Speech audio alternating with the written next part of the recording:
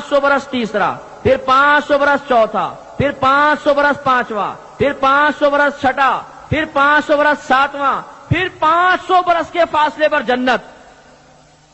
اور میرے اور آپ کے قدرت والے نبی جنہیں اللہ نے قدرت اور وسعت عطا فرمائی زمین سے ہاتھ بڑھا رہے ہیں جنت تک. اچھا پھر یہ نہیں فرمایا کہ اونچی بہت تھی، کافی دیر کوشش کرتا رہا، آخر ہاتھ نیچے کر لیا. معاذ اللہ اگر پہنچتا نہیں نا تو یہ اونچا کرنا ہی غلط ہوتا. جسے میں آپ سے کہوں کہ دیکھو ابھی میں اس تار کو پکڑ کے بتاتا ہوں، اب میں یہ کوشش شروع کر دوں تو آپ کہیں گے مفتی صاحب سرک گئے، بیٹھے بیٹھے کچھ ہو گیا ان کے اوپر، اتنا اونچا تار اس کو کیسے پکڑیں گے بھائی؟ تو جس تک رسائی ممکن نہ ہو اس تک رسائی کی کوشش بھی بے وقوفی ہے. نبی کریم صلی اللہ علیہ وسلم نے فرمایا میں نے ہاتھ بڑھایا گچھے تک پہنچ جائے. صحابہ کرام نے درمیان میں نہیں ٹوکا یا رسول اللہ پہنچتا کیسے؟ نہیں، خوش عقیدہ مسلمان تھے. اور نبی کریم نے فرمایا میں نے ہاتھ بڑھایا، پھر یہ سوچ کر نیچے کر لیا کہ لے آؤں گا قیامت تک کھاتے رہو گے. یہاں ایک پوائنٹ اور بہت اچھی بات کہ بھائی ساتھ میں بیٹھے ہوں، بغیر پوچھے میں ان کی جیب میں ہاتھ ڈالوں اور کچھ نکالنے کی کوشش کروں تو یہ شاباش دیں گے نا، شاباش مفتی صاحب بہت اچھا کام کر رہے ہو. کیا کریں گے بھائی؟ ہاتھ پکڑ لیں گے نا. جیب کترے، خائن، چور، ڈاکو، جو لقب ان کے ذہن میں ہوگا سب مجھے عنایت فرما دیں گے. تو یہ کیوں غصے ہوں گے؟ کیوں مجھے چور اور خائن کہہ رہے ہیں؟ اس لیے کہ مال غیر کا ہے اور میں نے غیر کے مال میں بلا اجازت تصرف کی کوشش کی ہے. اور کسی غیر کے مال میں بلا اجازت تصرف یہ چوری ہوتی ہے، ڈاکہ ہوتا ہے، یہ خیانت ہوتی ہے. اگر جنت اللہ کے نبی کی نہ ہوتی تو نبی کریم کا ہاتھ بڑھانا ہی گناہ ہوتا، اور نبی سے گناہ کا صدور نہیں ہو سکتا. معاذ اللہ وہ صغیرہ کبیرہ گناہ سے پاک و صاف ہے. معلوم یہ ہوا کہ جنت اللہ کے نبی کی ہے، اور جس کو چاہیں جب چاہیں جنت کی نعمت لا کر زمین پہ عطا فرما دیں. وَلَلْآخِرَةُ خَيْرٌ لَكَ مِنَ الْأُولَىٰ. اے نبی ہر آنے والی گھڑی آپ کے لیے پچھلے گھڑی سے افضل ہے. آج سے 1500 سال پہلے جو نبی ہاتھ بڑھا کے جنت تک ہاتھ پہنچانے پر قادر ہے، آج اس کی قدرت کی وسعت کا عالم کیا ہوگا؟ تو اس کے بارے میں اگر مسلمان ان احادیث کے پیش نظر یہ عقیدہ رکھیں کہ جنت اتنی دور، میرے نبی آج سے 1500 سال پہلے اس میں ہاتھ پہنچانے پہ قادر، تو مدینہ تو بڑا قریب ہے. اگر یہاں سے ہاتھ بڑھا کر عنایت فرما دے تو کون سے تعجب کی بات ہے؟ اور تاریخ کا مطالعہ کریں، خدا کی قسم سینکڑوں واقعات نبی کریم نے عطا فرمایا. ملا جامی رحمت اللہ علیہ کا واقعہ آپ نے سنا ہوگا. انتہائی عاشق رسول، نبی کریم صلی اللہ علیہ وسلم سے ملنے کے لیے مدینہ منورہ کی طرف چلے. جب مدینہ منورہ کی سرحد پر پہنچے، مدینہ منورہ کے والی کے خواب میں سرکار تشریف لائے. فرمایا ایک شخص آ رہا ہے، اسے مدینے میں داخل مت ہونے دینا. اس والی نے فوراً سپاہیوں کو تیار کیا، جلدی جاؤ، اسی سہولیت کا ایک آدمی آ رہا، اس کو اندر نہیں آنے دینا. سپاہی گئے، سرحد پہ روک دیا. حضور آپ کا آنا منع ہے. تھوڑا آگے چلے گئے، سپاہی واپس گئے. ایک دو دن بعد پھر ملا جامی رحمت اللہ علیہ تشریف لائے. پھر سرکار والی کے خواب میں آئے، وہ دوبارہ آ رہا ہے، اس کو روکو. انہوں نے سپاہیوں کو کہا ذرا سختی کرو، یہ دوبارہ کیوں آ رہا ہے؟ گئے اور ذرا سختی سے ان کو منع کیا. تیسری مرتبہ پھر جب آئے، سرکار پھر خواب میں تشریف لائے اور اس والی سے کہا کہ اسے پیار و محبت سے منع کرنا. وہ میرا مبغوض نہیں، مجھے اس سے نفرت نہیں، بلکہ وہ میرا محبوب ہے. میں اس لیے منع کر رہا ہوں کہ اگر وہ آئے گا وہ میرا ایسا عاشق ہے کہ مجھے خود اس کے استقبال کے لیے قبر سے باہر آنا پڑے گا. تو نبی کریم صلی اللہ علیہ وسلم ان چیزوں پہ قادر ہیں. آپ نے یہ محدثین، تذکرۃ المحدثین اٹھا کے پڑھیے کس طریقے سے محدثین کی مدد فرمائی. کبھی تو کسی کے خواب میں آگے فرمایا ان کو روٹی پہنچاؤ، ان کو کھانا پہنچاؤ، اور کبھی خود انہوں نے دیکھا کہ نبی کریم اس طرح ہاتھ سے کچھ دے رہے ہیں، آنکھ کھولی تو ہاتھ میں سب کچھ ہے. تو یہ ہزارہا اس طرح کے واقعات موجود ہیں. ان سے یہ الحمدللہ نتیجہ مسلمانوں نے نکالا کہ اللہ کے نبی چاہیں تو پوری کائنات میں تصرف فرما سکتے ہیں. اب یہ سوال پیدا ہوتا ہے چلو ٹھیک ہے مان لیا تصرف فرما سکتے ہیں، چلو مان لیا دیکھ بھی سکتے ہیں، تو کیا ان کے پاس کچھ ہے دینے کے لیے؟ کیونکہ بعضوں نے اپنی کتاب میں لکھ دیا کہ جو محمد جس کا نام محمد ہوگا وہ کسی چیز کا مالک نہیں۔ یہ بدتمیزی کا جملہ ایک عام مسلمان بھی سنے جس کو بالکل علم دین حاصل نہ ہو تو برا محسوس ہوگا۔ اللہ کے نبی کے لیے معاذ اللہ یہ لکھنا کہ جو جس کا نام محمد ہے اسے کسی چیز کا اختیار نہیں، وہ کسی چیز کا مالک نہیں۔ ابھی آپ نے دیکھا ہمارے نبی جنت کا گچھا لے کر آ رہے ہیں، ان احادیث پہ غور کرتے تو کبھی اس طرح قلم لغزش نہ کھاتا۔ اور آئیے ابو داؤد کی روایت، حضرت ربیعہ رضی اللہ تعالی عنہ ایک صحابی رسول ہیں اور انتہائی خوش قسمت صحابی۔ ان کی ڈیوٹی یہ تھی کہ جب نبی کریم صلی اللہ علیہ وسلم تہجد میں کاشانہ اقدس سے باہر تشریف لاتے تو یہ لوٹا اور مسواک پیش کر دیتے تھے۔ اب نبی کریم صلی اللہ علیہ وسلم کے رات میں عبادت اختیار کرنے کا کوئی ایک طریقہ نہیں تھا، کبھی ابتدائی حصے میں، کبھی درمیانی حصے میں، کبھی آخری حصے میں۔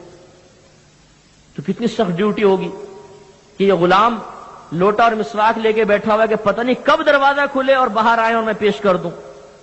تو پوری رات اسی انتظار میں گزر جاتی تھی، اور خدا کی قسم اس انتظار مصطفیٰ پر ہماری پوری زندگی کی نمازیں عبادتیں قربان۔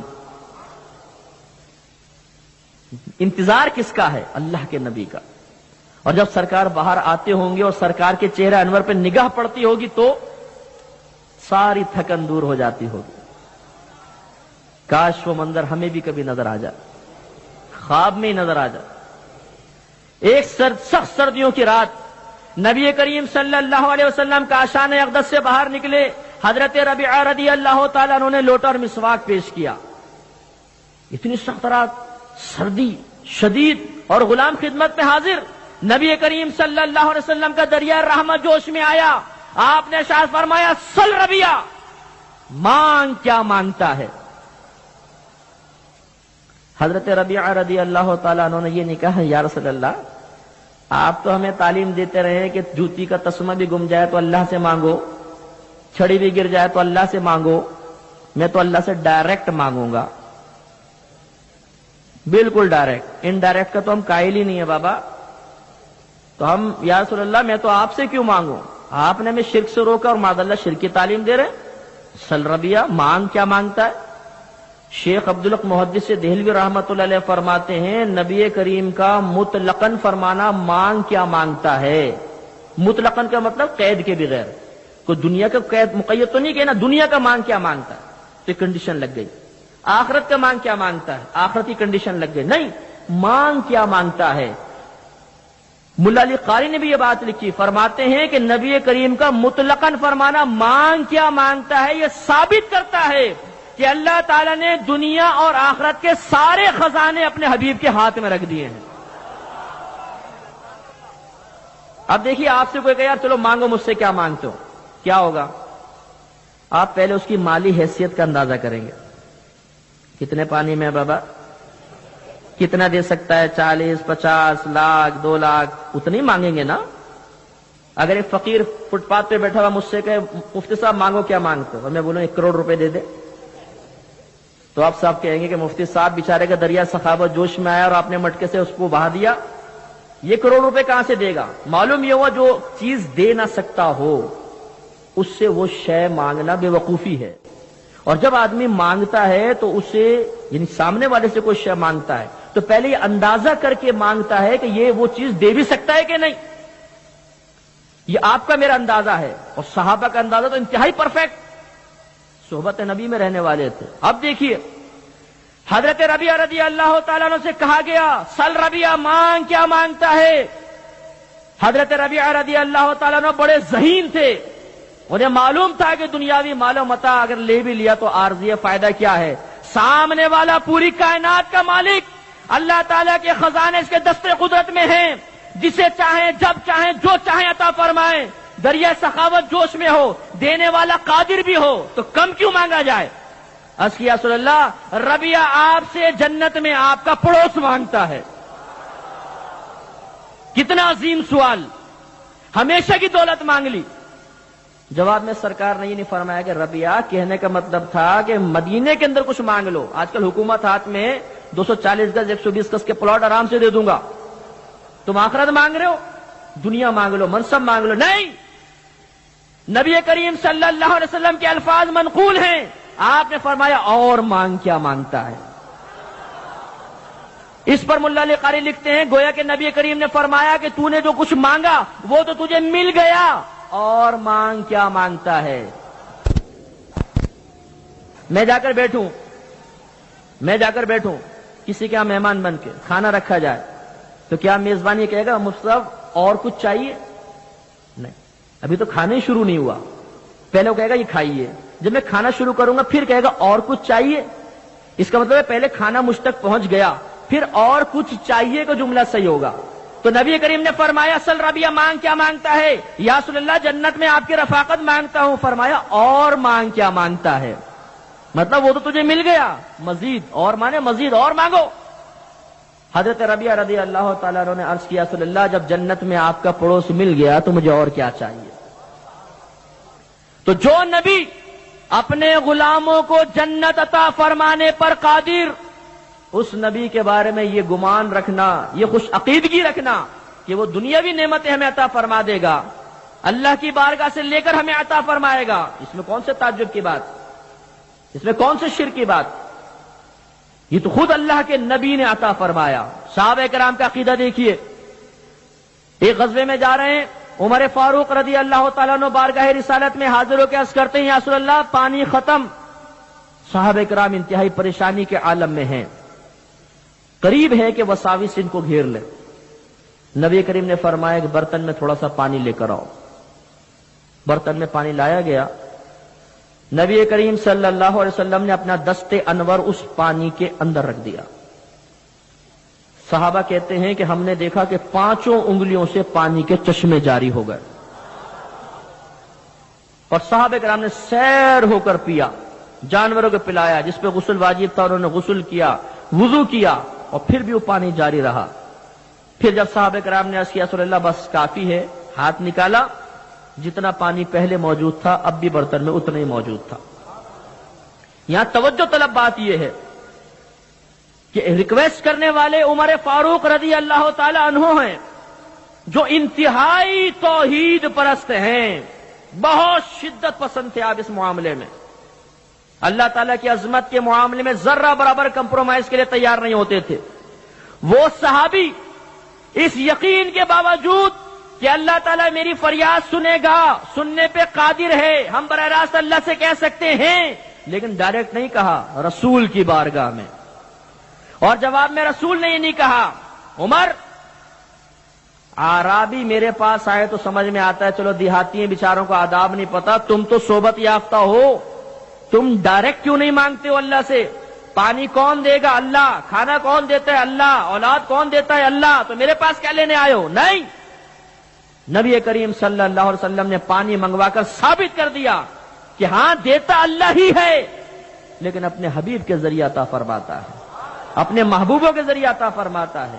دنیا میں کوئی نہ کوئی سبب بناتا ہے، لہذا اس میں شرن کوئی حرج نہیں. صحابہ نے آ کے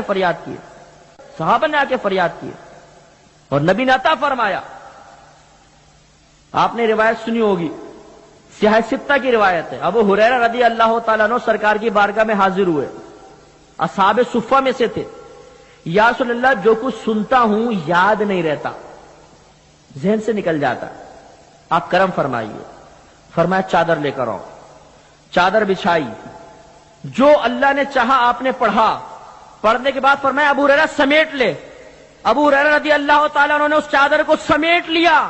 کہتے ہیں خدا کی قسم اس کے بعد جب کبھی اللہ کے نبی کا کوئی کلام سنا میرے ذہن سے ایک لفظ بھی نہیں نکلا.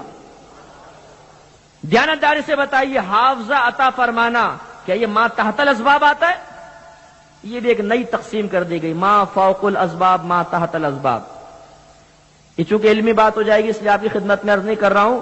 بعض چیزیں ایسی ہوتی ہیں جو ذریعوں سے آتی ہیں، جیسے ڈاکٹر گولی دے کے شفا دے دیتا ہے تو کہتے ہیں ڈاکٹر نے شفا نہیں دی، گولی کو اللہ نے وسیلہ بنا دیا، یہ ذریعے سے ہے.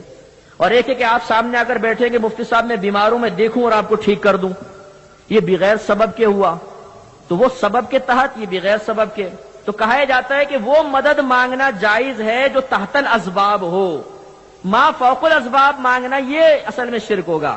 میں آپ سے دریافت کرتا ہوں کہ ایک چادر کو سمیٹ کر حافظے کی دولت عطا فرما دینا، کیا یہ سبب میں ہے؟ کیا عادتاً ایسا ہی ہوتا ہے؟ نہیں، اللہ کے نبی کے ہاتھ میں سارے خزانے ہیں، جس کو چاہیں جیسے چاہیں عطا فرمائیں۔ حضرت علی رضی اللہ تعالیٰ عنہ، غزوہ خیبر کا موقع ہے، بار بار خیبر پہ حملے ہو رہے ہیں، کوئی فتح ہی نہیں ہو رہا قلعہ۔ سرکار نے فرمایا کل علم اس کو دوں گا جو خیبر کو فتح کر لے گا۔ توجہ چاہتا ہوں، صحیح حدیث ہے، کل علم اس کو دوں گا جو خیبر کو فتح کر لے گا۔ آج کل کا کوئی ٹوٹا پھوٹا مولوی ہوتا تو کہتا اللہ کے نبی کو کل کا کیا پتا، انہیں کیا معلوم کل کی بات، یہ تو غیبی امر ہے، کل کیا ہوگا، اللہ کے نبی کیسے کہہ رہے؟ نہیں، کسی نے آبجیکشن نہیں کیا، بلکہ صحابہ کرام فرماتے ہیں جب نبی کی زبان سے نکلا کہ کل میں جھنڈا اس کو دوں گا جس کے ہاتھ پہ اللہ فتح عطا فرمائے گا، تو ہم میں سے ہر ایک بے چین ہو گیا اور اس بات کا متمنی ہوا کہ کاش کل وہ جھنڈا ہمیں دے دیا جائے۔ اتنا یقین کامل کہ اللہ کے نبی کو مستقبل کا علم ہے۔ اب سب صبح ہوئی تو لائن سے کھڑے ہوئے ہیں، متمنی ہے۔ آپ نے دیکھا جب کوئی بڑی شخصیت آتی ہے تو ہر ایک اپنا منہ آگے وہ کرتا ہے کہ چلو مجھ پہ نگاہ پڑ جائے۔